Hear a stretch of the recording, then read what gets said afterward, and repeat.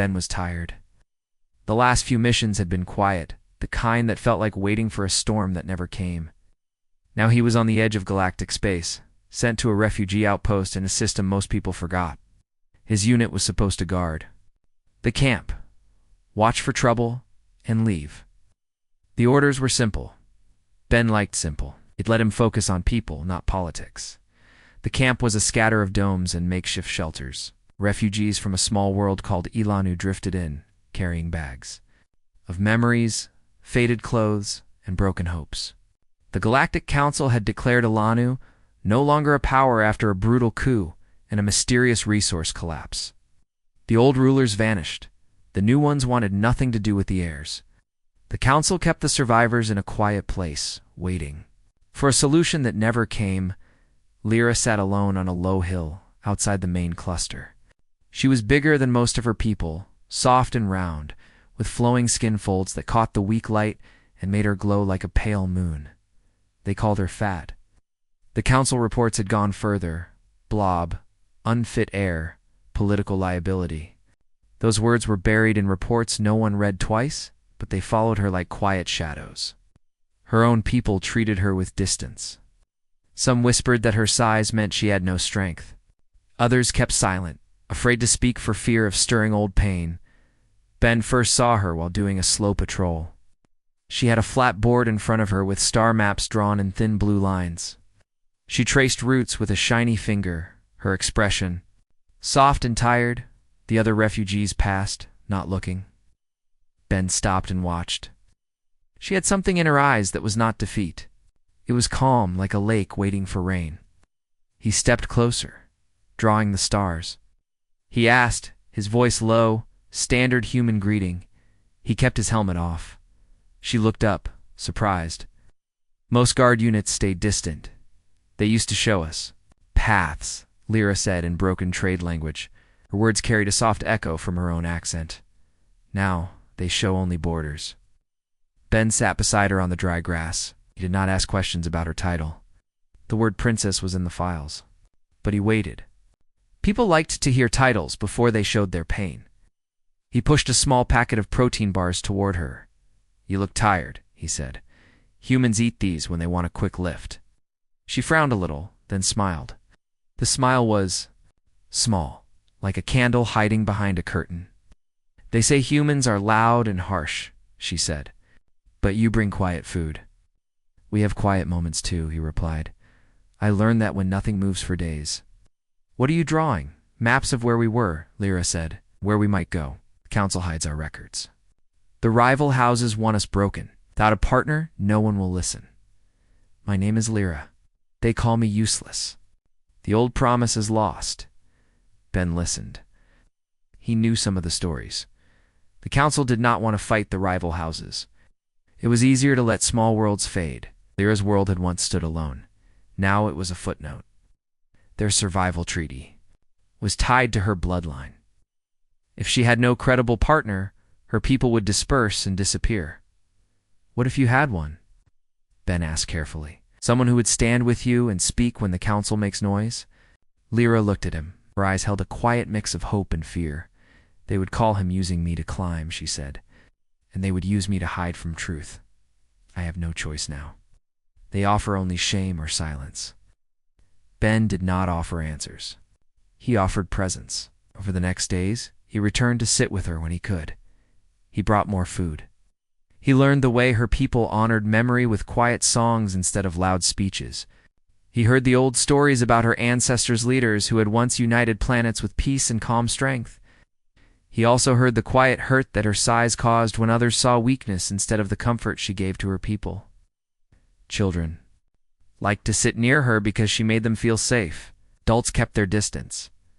Some of Ben's commanding officers asked why he spent time with the princess. "She is not our problem," one said. Another whispered that it would be selfish to waste human goodwill on a failed cause. Ben did not answer them openly. He let his actions speak. He quietly shifted some of his patrol routes to include the refugee lines near her shelter. He listened when the older elders spoke in private. He helped organize food distribution so the small groups had steady supply. He used human habits of checking lists, making sure nothing slipped through. A week passed. Rumors moved through the camp like dry wind. A pirate mercenary band noticed the slow, unguarded system. They saw refugees rich with old tech components and broken data cores a quiet harvest. They came in the night, soft and fast, thinking the camp was weak. Ben was on patrol when the alarm sounded. The pirate skiffs came from the dark side of the system, not in large force, but their speed made them dangerous. The camp had no heavy defense, only a few turrets, outdated shields, and frightened people. Ben woke the unit. They scrambled. The pirates hit the outer supply lines first, cutting power to the water distillers and threatening the food stores. Lyra was awake too. She felt the tremor of panic among the refugees. She could have moved away, hidden behind her size and the thick walls of her dome, but she did not. She activated her old signal ritual. Her people used soft light pulses to call calm. The light moved like slow waves across the camp, a pattern her people recognized. The children stopped crying. The elders felt a thread of control return. Her voice carried on the emergency come. Hold, the men will come. Do not run into the dark. Ben saw the signal. It gave him a point to focus on. He led a small group of soldiers and volunteers through the damaged defense line. The pirates Had expected scared movement, not a plan. Ben used old human tactics, fake retreat, quick flanks, and a silent signal that confused the pirates used to direct fire. Lyra's people were quiet in the background, passing tools to the defenders. Setting up pillows and soft barriers to protect the vulnerable, she moved across the camp. Using her size to block falling debris and push refugees to safer paths, Ben reached the central supply bunker. A pirate commander had taken a group of children hostage, using them as shield while broadcasting threats. Ben did not hesitate. He signaled the others, and they moved in. Lyra watched. She could have used her influence to call more help. Instead, she whispered an old song of clarity. The children heard it. Their fear eased. One child, small and stubborn, looked into Lyra's eyes and nodded, as if the song gave permission to trust. The rescue was messy. The pirates were better equipped, but Ben used a trick. He made it look like they retreated, then circled behind, cutting off the escape path. Lyra, moving close, used her body to shield a small group while they slipped through. Her size, once used by others to mock her, became a barrier between danger and the children. She took a glancing hit, the kind that would bruise and leave marks. She did not cry out. The children moved behind her, grateful. Ben and his team took the pirate commander into custody after a short fight. The camp's security had held. After the attack, the camp was quiet again. The wounded were tended. The pirates retreated, confused and angry that their simple raid had turned into a public fight. The refugee leaders gathered. Some praised Lyra. Some said the human soldier moved with a strange mixture of care and intent. The council sent a message to review the incident, asking why a low-ranking human soldier had involved himself with a political heir. Rival houses heard. Whispers moved beyond the camp, into the neutral systems, where spies listened to quiet news. Ben sat again with Lyra. Her arm had a bruise, dark and forming, where she had blocked a falling beam. She tried to hide it with her robe. Ben lifted her sleeve gently, looking at the mark. You took a blow, he said. I carry many, she replied. This one means children live. Ben offered a small smile. You showed them strength. They see things differently when they watch you protect them. Lyra looked at the camp, at the children playing near patched walls, at the quiet elders making lists of repairs. They still whisper, she said. They still look at me like I am the problem. Then they do not see the whole, Ben said. Saw you before they put labels on you. I saw a leader who kept calm when others burned. You have a choice. Lyra, you do not have to accept their shame. You can show them who you are. She turned to him, surprise soft in her eyes. You are a soldier, she said. You follow orders. I follow people too, Ben answered. I have orders too. Guard. I can do more if I choose. I do not want your future taken. I want you to have the voice you deserve. Lyra was quiet. A small wind moved the loose sheets of her maps. She reached out and placed her round hand over his. The movement was simple, not royal or dramatic. "Then do not leave," she said. "I have been alone for long. If you stay, I will not hide." "I will try," Ben nodded. "I will stay. I will ask questions. Sometimes the quiet answers tell more than loud speeches." The part ended with the camp looking toward the distant stars. Ben and Lyra sat together, two people from different worlds, sharing silence that felt like agreement. Around them, refugees. Cleaned, spoke, and repaired. The galaxy beyond whispered about the human soldier and the unwanted heir. Both of them heard it in small waves, but neither moved. They had a small victory, and a bigger war was growing at the edges. The story was just beginning. The council station was cold and bright. It hung in space like a white bone, neutral and clean. Ben and Lyra arrived, escorted by human officers and a few quiet alien guards from her people. Whispers traveled in halls, some curious, some sharp. The rival houses had sent representatives with thin smiles and eyes that watched every move.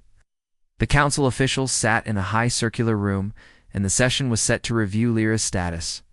The air felt heavy, like a storm waiting behind glass. The council expected a quiet report. A recommendation to remove Lyra from the line, or a note that she would be placed under guardianship until a better solution came. No one expected Ben to speak for her when they entered. Ben saw the way the council members' eyes flicked to Lyra's size, the way some hands tightened around their notes. One of the rival house delegates, a tall, thin figure with pale skin and sharp features, pretended not to look. Ben felt the weight of their judging. Lyra walked slowly, her robe flowing, carrying a small case of her own relics. She held herself with quiet dignity.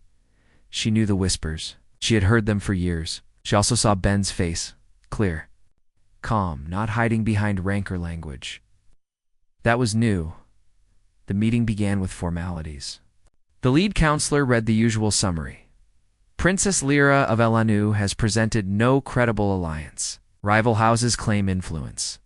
Her claim to survival treaty is in doubt. Quest for review of her line and authority. The council paused. Expecting the usual quiet conclusion, Ben stood. The room stiffened. He was not high rank. He was a soldier, with scars and a simple uniform. He did not wear the council robes. He stepped forward and spoke in the trade language, slow, so every listener could follow. "I propose an alliance," he said, "not just words on paper. I offer marriage with Princess Lyra. I will take her name in part, and together we will stand. She will have a partner who will speak when the council tries to ignore her. This is not pity. This is choice." Silence hit like cold water. Some coughed, few laughed softly, the kind that hides fear. The rival house delegate's smile dropped. Lyra's eyes widened. She did not move. The counselors whispered among themselves. Ben kept his gaze calm, looking at Lyra first, then at the assembly. "This is absurd," one counselor said sharply. "A low-ranking human soldier cannot alter treaties by personal marriage. Protocol does not allow this. The council has rules." "Protocol is what keeps broken worlds quiet," Ben answered. "The rules hide truth behind words. Lyra's people are dying because no one gave her a voice. I am offering something real. She is not a thing to move on a board. She is a living leader. She has the right to choose her partner. The partnership will force us to treat her like a full being. If you call that a break from protocol, then maybe protocol is the problem." The rival delegate stepped forward. "Soldier Ben Harper," he said, using Ben's full name from records. "You are overreaching. What authority do you have? Is this marriage meant to give humanity control over Elanu? Is it a human ploy?" Ben met him. "I am a soldier with no plan to rule. I fight to protect. If you think this gives humans control, then you have not seen Lyra speak. What I offer is protection and partnership. If it gives her strength, then that is enough." Lyra had been quiet. Now she stood. Her voice moved slowly, not loud, but steady. "I did not ask for rescue," she said. "I asked for a choice. Ben's offer is not perfect. It is strange to your minds, but it is a bridge. I have watched houses use others for power. I have felt the knife of being a symbol while no one helped the people. If I accept, I will stand with him. If I refuse, my people scatter. The treaty says I need a partner. The council says I am weak. I choose. She turned slightly to Ben. If you marry me, we both give something. I give my name. You give your word. The galaxy will watch. Let them see we are not a joke. The council erupted. Ow! Some shouted rules and cited ancient laws. Others stayed quiet, watching for the next move. Ben did not speak again. He waited for Lyra's confirmation. She reached into the small case she carried and took out a thin band. It was simple, made from her home stone mixed with human alloy, a symbol her ancestors used to mark bonds of trust. She extended it. We make the choice here, she said. Simple words, simple mark. This is our alliance. Ben took the band. He had no ring of his own. He put it gently on her hand. The gesture was small, without ceremony, but it echoed louder than the formal rituals of the high houses. Lyra then placed a small human charma metal disc from Ben's uniform in her own wrist, linking the two. It was not fancy. It was not approved, it was real. Some of the council members tried to stop it. The lead counselor pounded a fist. This must be recorded properly. We need time to deliberate. You cannot force the council on a whim. Then record it, Ben said. Record. The moment the princess made a choice, record that this was her decision. She is not silence anymore. The council allowed it, because refusing would show fear of a soldier and a princess working together. The official recorder captured it. A small badge was given to Ben that tied him as partner and protector temporary, pending full review.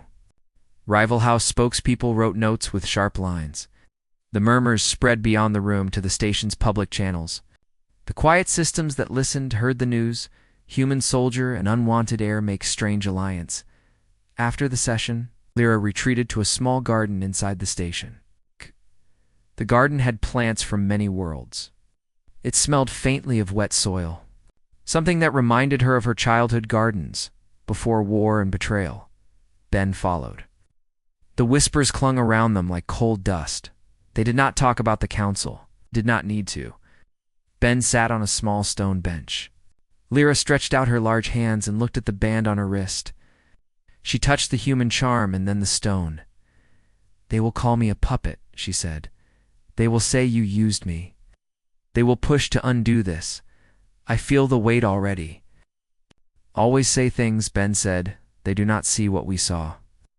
You led the camp when the pirates came. You kept children safe. You did not hide. The band means you chose. You did not let shame push you away. What do you gain? She asked quietly. You are a soldier. You can be punished for this. You could lose meaning if this goes wrong. Why do you do this? Ben looked at the plants. One small flower grew from a crack in the stone. It bent toward light, even when the light was weak. I have seen good people lose their voice to rules, he said. I watched people in my own lines be treated like they had no value because someone else wrote their report. You are not that. I do not gain titles. I gain a future that is not only about following orders. I want to go home and know I did something. That mattered. Helping you do this gives me that. If you become strong, your people live. If your people live, the quiet corners of the galaxy learn that small things matter. Lyra nodded. Her expression changed. For the first time since he arrived, she did not hide her size behind guilt. She let it sit like armor. Then we move forward, she said. We show them the truth, not with loud war, but with quiet strength. I will speak. You will stand. They try to break it. We hold. The news spread. Rival houses started whispering. Openly. One of them sent a polite but sharp invitation to Ben. Come explain why you think you can claim marriage with royalty. Another tried to bribe some of Lyra's distant relatives to speak against her. The council's official channels flagged concerns about political instability from unexpected human influence. Some small media feeds from neutral systems picked the story up, showing the images of the simple ceremony, the awkward band exchange, and the stunned faces of the high diplomats. Few of those feeds added their own smears. most simply asked, quietly, what this meant for a galaxy tired of old games. Ben and Lyra returned to the refugee camp with new attention. Guards watched them. Some treated them with open distrust. Others, especially the younger refugees, whispered that maybe their princess had found a friend. Ben and Lyra saw the small changes in the way some people looked at her. A child approached, quietly carrying a small shell from her home, and placed it near Lyra's feet. Lyra touched the shell with gentle fingers, then looked at Ben and smiled. The smile grew. The rival houses did not wait long. They sent a small group of diplomats to the camp. They came with polite questions, but their real goal was to test Lyra's support. They asked about the treaty, about how a human soldier could claim such standing. Ben answered simply, he did not claim. She chose. Lyra spoke of her people, of their lost records, of the quiet strength their ancestors had held. All the rival house. Delegate tried to push doubt, but the core group of refugee leaders, who had seen the pirate raid and the way Ben and Lyra worked together, spoke up. We saw her protect our children, said one elder. We saw him stand when others walked. The diplomats left with thin smiles. They reported back that the alliance had support, but also fragile sentiment and unknown human influence. Part ended with Ben and Lyra standing on the same low hill where they first met. The camp behind them had small fires, new supplies, and a few fresh faces arriving. A quiet wind moved the loose maps around Lyra's case. She held Ben's hand, not a formal grip, but a shared, steady press. The galaxy was watching. The council was uneasy. The rival houses were plotting. But for a moment, on that hill too, people who had no right to change big things felt a small, quiet power. They had stepped into a new path together, not because Ben and Lyra returned to the scattered refugee groups with the weight of the new alliance on their shoulders. Yes.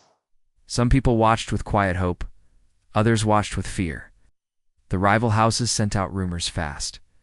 They said Ben only wanted power, that Lyra was weak, that the marriage was a trick.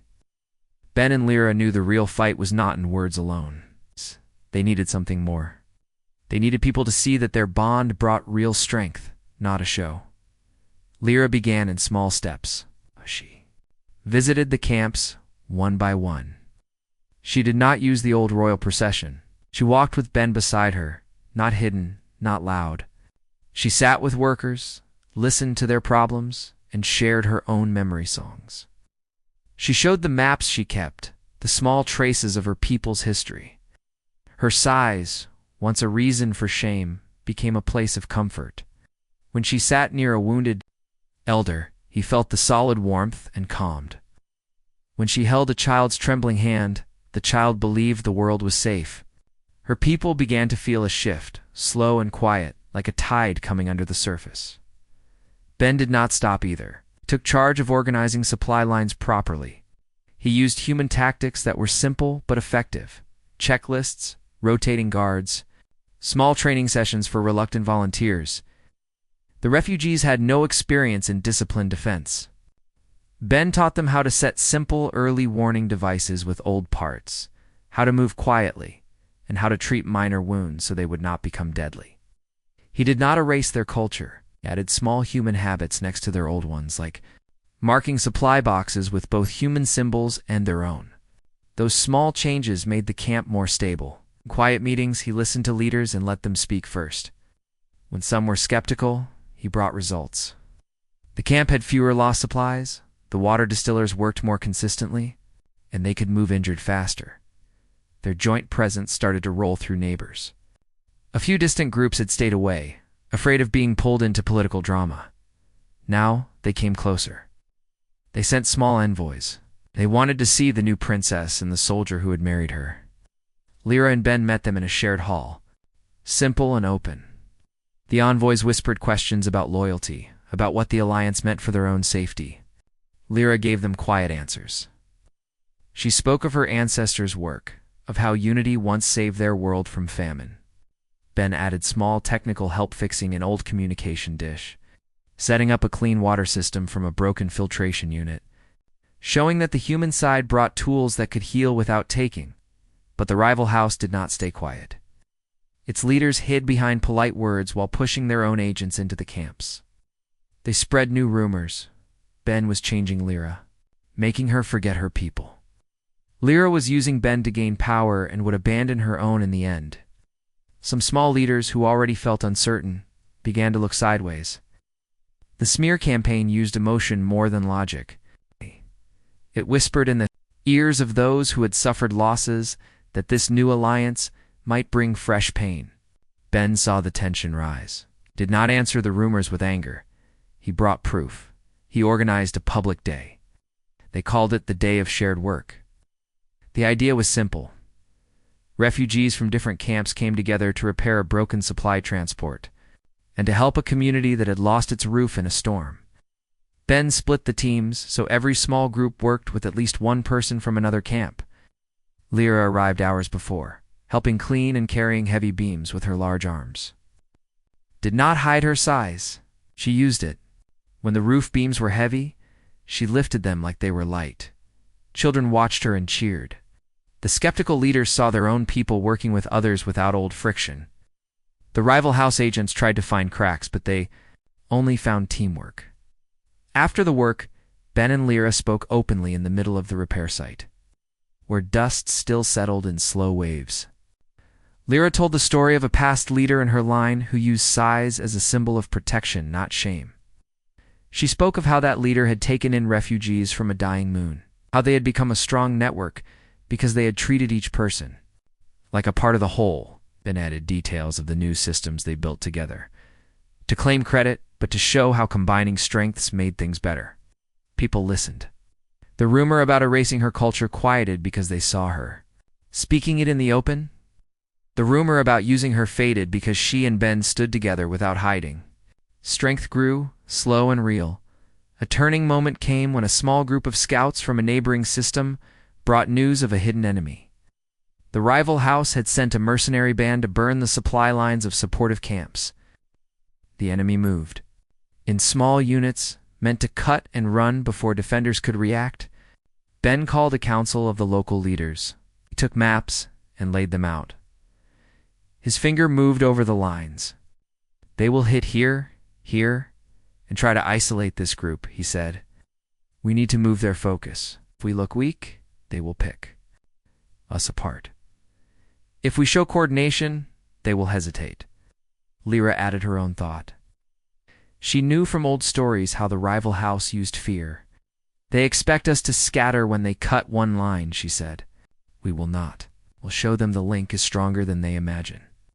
We put decoys here, and the real lines move quietly from the side. Use the old dirt paths those the enemy ignores, because they are slow. They will chase ghosts while we move the real support. The plan worked because it used both human logic and her people's deep knowledge of terrain and ritual hiding. The enemy came as expected. They struck the decoy. They burned a small, empty supply depot. Their sensors saw movement in the wrong direction. While they chased that, the real supply convoy moved safe through the old paths. When the mercenaries realized the trick, Ben and the defenders had already surrounded them. A few were captured. The rest fled, confused. This success spread faster than any rumors.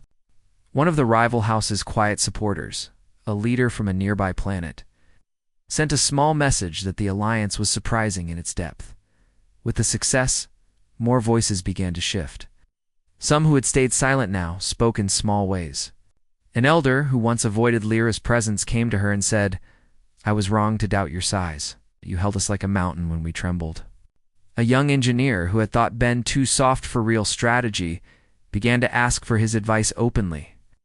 The small cracks in old prejudice grew wider, but the rival house pushed harder. It used a new tactic, pushing the council to hold a public review hearing on Lyra's claim. They argued that the marriage was still too new, that her lineage proof was incomplete, and that without more support the treaty could fail.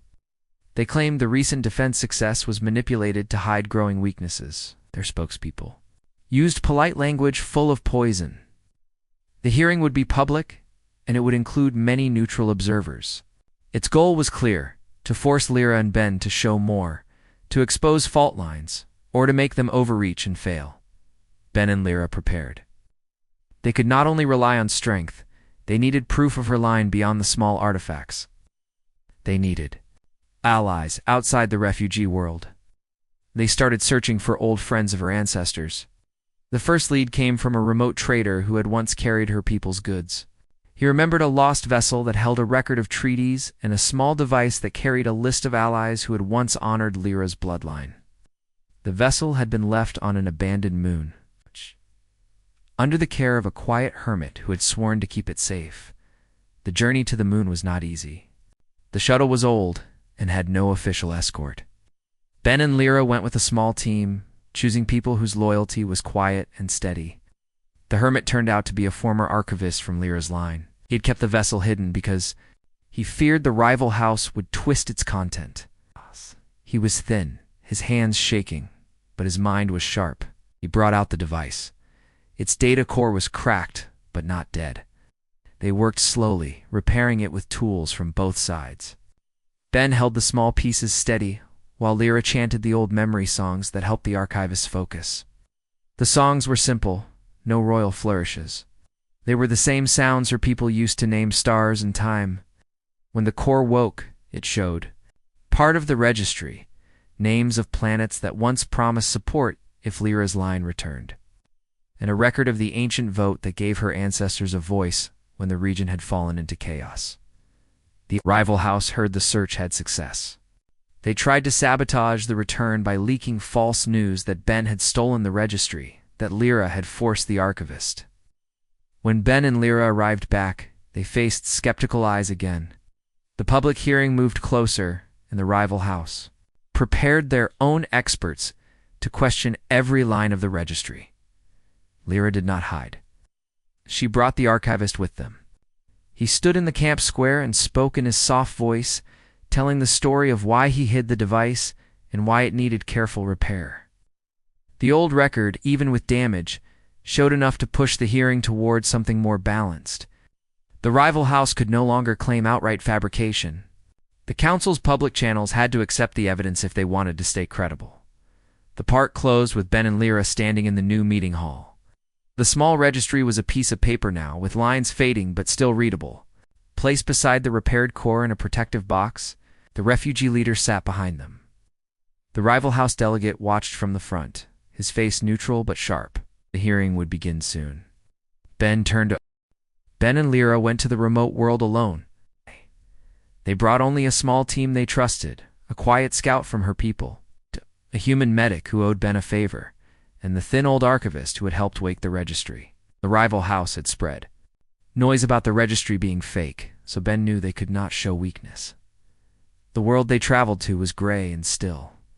Rocks stuck from cracked ground like old teeth. A dead archive ship drifted in low orbit, its hull scarred in half, broken. Its name was faded. But Ben could read enough to know it once belonged to the council's regional record fleet. They boarded carefully. The ship floated silent, like it held its own breath. Inside, dust lay thick on consoles, and small plants had grown from forgotten cracks. Light filters from broken windows painted long lines across the floor. The team moved slow, old training guiding them. Lyra led, carrying a small ancient light staff. The staff glowed her family color soft blue, showing her presence to the cameras that still worked, telling the ship that she was not a threat. She wanted the record keepers inside to know she came for truth, not for theft. The archive core waited deep in the damaged vault. The path there wound through halls filled with old projections. In one room, faded images of Lyra's ancestors floated in pale form. The rival house wanted to claim those images were lies. Ben passed them without comment. Lyra paused briefly, touching a projection with a finger. The image trembled, quiet echoes of a promise long broken. She did not speak. The old memory was for her people, not for the council rooms. They reached the vault. The vault door was heavy. Old locks had failed, but the inner seal still worked in slow response. The core was safe, wrapped in cracked protective shells. Around it were records, silver plates with etched writing, small sealed tubes with voice, data, and a large crystal disc that held the ancient recorded promise from the old council. The disc was the most important piece. It contained the voice of the council elders, who had once made the promise about Lyra's line. Being restored and given a voice and vote if the world returned, for real, the recording could not be twisted. Easily Ben felt it. This was proof beyond rumor. The archivist went to work. He brought out his old tools and the registry they had repaired. The core here was older and more damaged. Ben helped carry the parts. Lyra sat near, her hands resting on the floor, humming the old songs that helped the archivist focus. The songs were low, steady sounds. The ship's ancient systems responded slowly, putting small pulses into the air. The old projector flickered and glowed faint, giving the core enough power to let the data flow. As the archivist worked, the team heard movement outside. Ben's senses sharpened.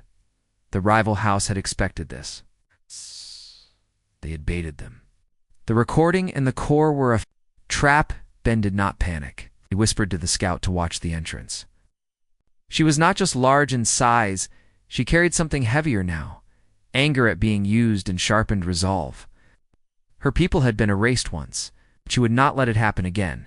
The door burst open. Masked soldiers came in, not many, but sharp.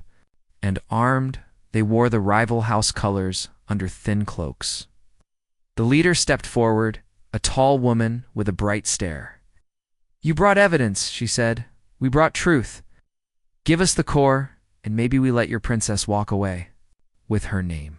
Her voice was soft and polite. The rival house wanted to control Story, to claim the old promise was a trap and the real proof would vanish. Ben stood in front of the archivist.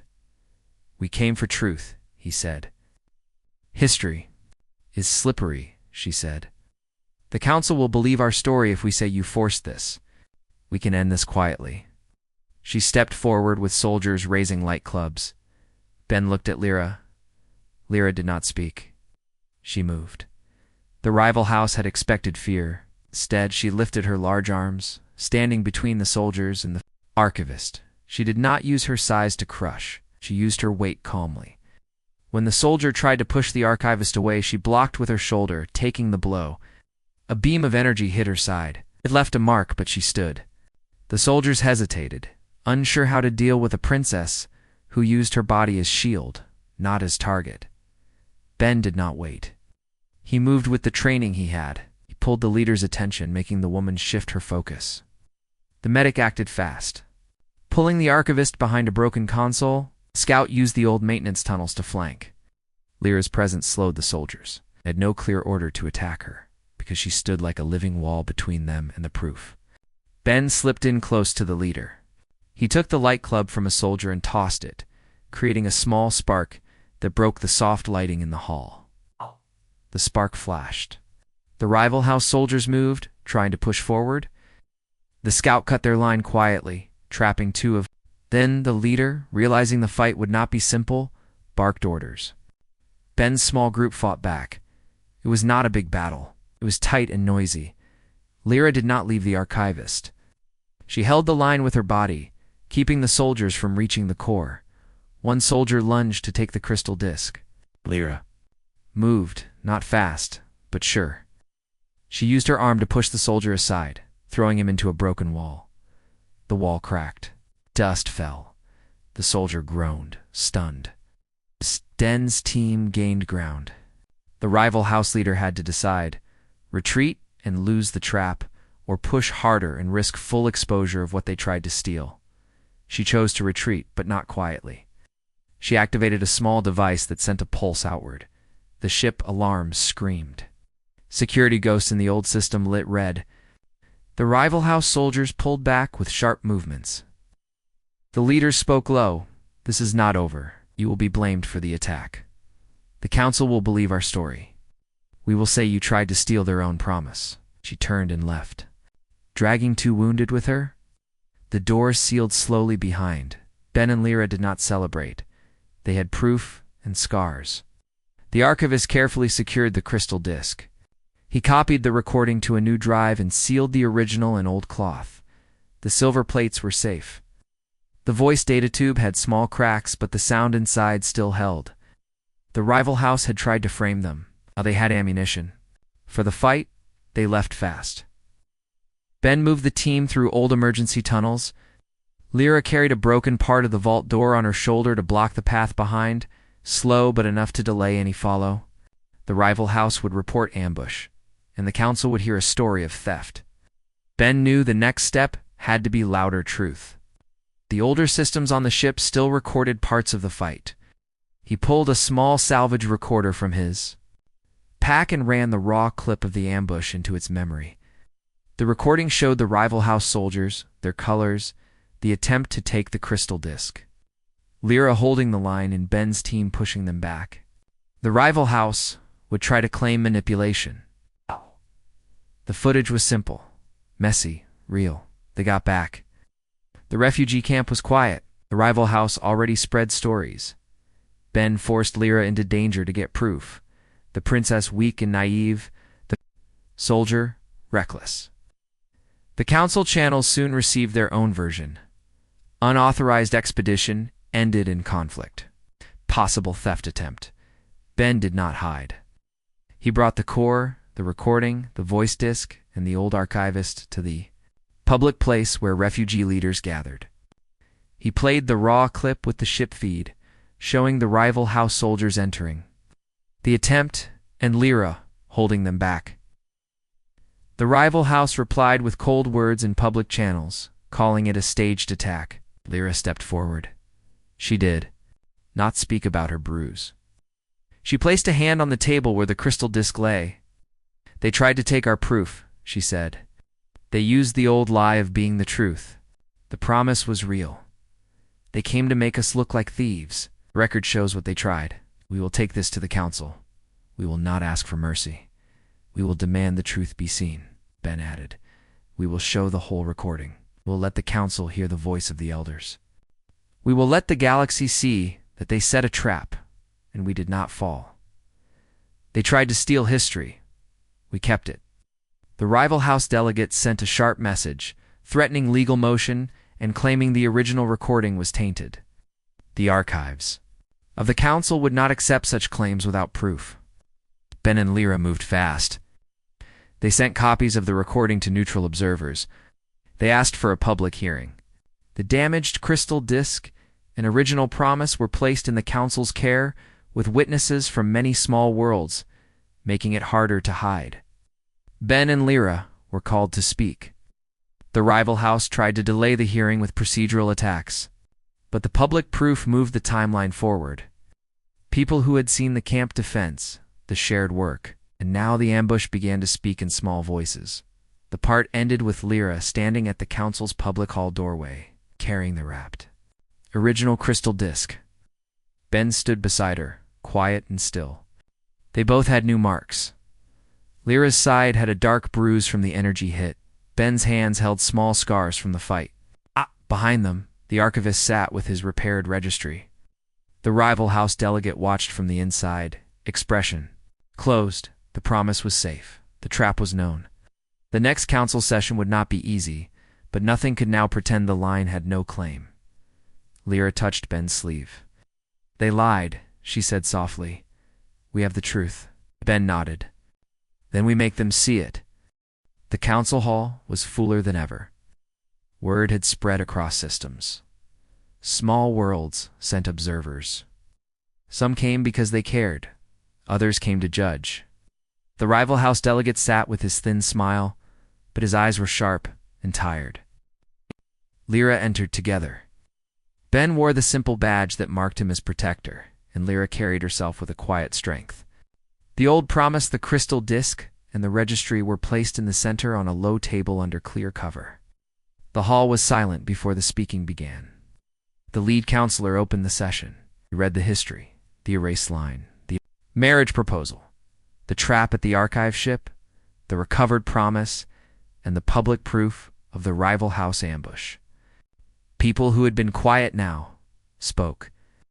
An elder from Lyra's refugee group gave a calm testimony about the shared workday, about how the alliance had brought real strength and safety. A human officer who had seen Ben's steady planning spoke about the soldiers' choices and how those choices saved camps from attack.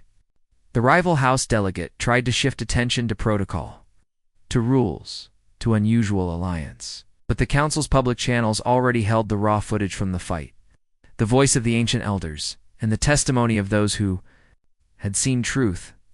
Lyra stood when her name was called. She did not wear crowns. She wore a simple robe from her people, clean, but without flashy decoration. She looked over the room. She did not speak to shame the rival house. She spoke for her. People, my line was hidden, she said. The promise was broken by those who feared truth. They came to steal the record and call us thieves. They tried to make me small again. I had no choice for a long time. Now I have one. The promise says my bloodline, when returned, gets voice and protection. I give that voice back. I stand with Ben. We are not perfect. We are real. We have kept our word. I ask the council not for mercy. I ask for the promise to be honored, so my people can live again with their own name. Ben spoke after. He did not use long speeches. Kept it plain. I proposed because I saw her strength, he said. I did not want her future taken by those who saw only sighs and silence. We chose each other. We earned this with work, with truth, and with risk. The promise was real. The trap was clear. Now the council must decide if it listens to old power or to what is true. Lyra is not a pawn. She is a leader. If you give her a seat, you give her people a place. If you deny it, you let fear keep small worlds quiet. I ask you to do right, not safe. The rival house delegate stood. His voice was cold and sharp. The alliance was built on strange ground, he said. A soldier's marriage is not enough to change long laws. The proof is damaged. The recording could be altered. The promise was old. The council must not act on emotion. Stability is more than one line being restored in panic. They claim truth, yet they have used public pressure to push you. Do not let the galaxy sway you, because the crowd is loud. Some council members softened. Protocol lovers whispered about precedent. The lead counselor held up a hand. We have a clearer record than usual, he said. The voice disc carries council elders' own words. The registry shows support from old allies. The public saw the ambush attempt. The princess did not flee. The soldier did not hide. We have seen combined strength. The question is not if this is strange. The question is if this is real and if the promise holds weight. The session moved into debate. Old houses argued over language. Some wanted to delay the vote. Small worlds pushed for quick recognition. Ben watched Lyra. She did not sway. She held his gaze briefly, a small nod. He saw the tired bruise near her ribs, swelling dark under the robe. She had not spoken of pain. She had kept standing. The council finally voted. The rival house tried to block with procedural motions, but the public pressure, the clear evidence, and a few new allies made their moves less sharp. The result came. The council accepted the ancient promise. They gave Lyra a seat, limited but real. She would have a voice with voting rights on matters involving her people and their territory. And she would receive a protected vote in regional matters if she brought proof of continued support. Ben was given the official title of protector and partner. He was granted a small rank elevation so he could act in diplomatic contexts, and his name became tied to her line in a formal bond. The rival house's motion to discredit the marriage failed. Their influence slipped. The motion ended with a public reprimand for their trap, though they were not destroyed. The council added conditions. The alliance needed to show continued stability. And the proof of Lyra's line would be reviewed again in 5 standard cycles, giving time to build deeper trust. Lyra listened to the approval. She did not shout. She closed her eyes for a moment, steadying herself. Then she turned to Ben. She reached out, fingers large and soft, and took his hand. It was quiet. She did not speak words. The council took that as pact. Ben squeezed gently, and he showed a small smile. After the vote, people came forward. Some offered bits of help-hold, ships with repair parts, small funds from minor worlds, and quiet promises from independent traders to trade with their people again. A few who had stayed back out of fear now stood near, respectful. The rival house delegates left an uncomfortable silence. Some tried to whisper that the conditions would break the new partnership, but their words fell into empty air. The moment had moved. The old mocking voices had grown quieter. Lyra and Ben left the hall. Outside, the station had arranged a small reception. It was not a celebration with loud music. It was quiet. Simple foods from her world and human rations sat side by side. Refugees from her camps and human soldiers mingled cautiously. A few children from the camps ran, playing with patched toys. Lyra stood near a low wall, watching them. Ben came and stood beside her. "You did it," he said. "We did it," she replied. "I still feel the pull of the past. They will not stop. The rival house is wounded. They will try again. The promise is heard now. My people have a place." She looked at the children. "They look at me different." "They saw you protect them," Ben said. "They saw the trap. You did not fall. You gave them a reason to trust." Lyra turned to him. "You changed from soldier to more," she said. "I was the unwanted heir. Now I have a name that moves. We both give something. Seed is small. The future is big." Ben nodded. "Then we build. Small steps. I will help you keep the promise. You will keep your people safe. The rival house will watch. They will try to break fear into the cracks. We close them." The new alliance began work immediately. Lyra used her seat to push for safe trade corridors for her people. Ben used his partner status to speak with other leaders, quiet but firm, asking for their respect to be earned with truth, not forced. They both traveled to nearby systems to meet small world leaders, showing the proof, showing that their bond did not erase her culture. She kept the old memory songs alive, and the new record included both her people's voice and his input. The conditions from the council became goals. They sought additional allies, showing the treaty was not a stunt. The rival house shaken tried to regroup. They sent diplomats whispering about secrets they claimed to know. They approached some small leaders with offers and threats. Ben and Lyra responded with quiet transparency, public logs of contact, open invitations to see the progress, proof that their people's recovery was real and not built on deception. The old mockers lost their edge. Their new stories sounded tired. Months passed. The refugee camps became cleaner. Food moved better. The shared work days multiplied. A new group of trainees learned both Lyra's, people's gentle ways, and Ben's system discipline. They called themselves the Guardians of the Promise. Some of them came from other small worlds. They wore simple armbands, half made of her world's stone and half made from human metal. The symbol became known in quiet border posts. It meant cooperation, and it meant that the unwanted heir had become a center of something growing. Story's final scene came months later on Lyra's homeworld. The planet was still recovering. Dust lines marked old scars, but green patches showed new growth. They held a ceremony not for a crown, not for a show of power, but to raise a new symbol. The flag was half her people's emblem and half the human star. Children from the refugee camps in neighboring worlds stood around. Old elders sat in front, some with tears in their eyes. Ben stood beside Lyra, not in front, not behind. The rival house had sent no official. Some of their small supporters came quietly, watching from a distance. Lyra spoke to her people. She thanked those who stayed, those who doubted and then helped. And Ben, she did not call him ruler. She called him partner. Ben spoke a few words about duty, about promise, about how small choices became big things when kept. He did not claim he saved a princess. He said he saw strength and joined it. Children cheered. The flag rose slow, catching the wind, showing both halves together. The unwanted heir was no longer unwanted. The human soldier found a future beyond orders. They both knew the rival house still existed. The threats would not vanish. But now, there was a legacy. The people who were once quiet now told others that strength could come from kindness and choice. Lyra placed her large hand on Ben's shoulder. He touched her arm.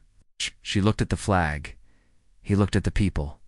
"We protect what we built," she said. "We keep the promise," he answered. Oh. The new alliance stood together. What? The galaxy watched, not with mockery,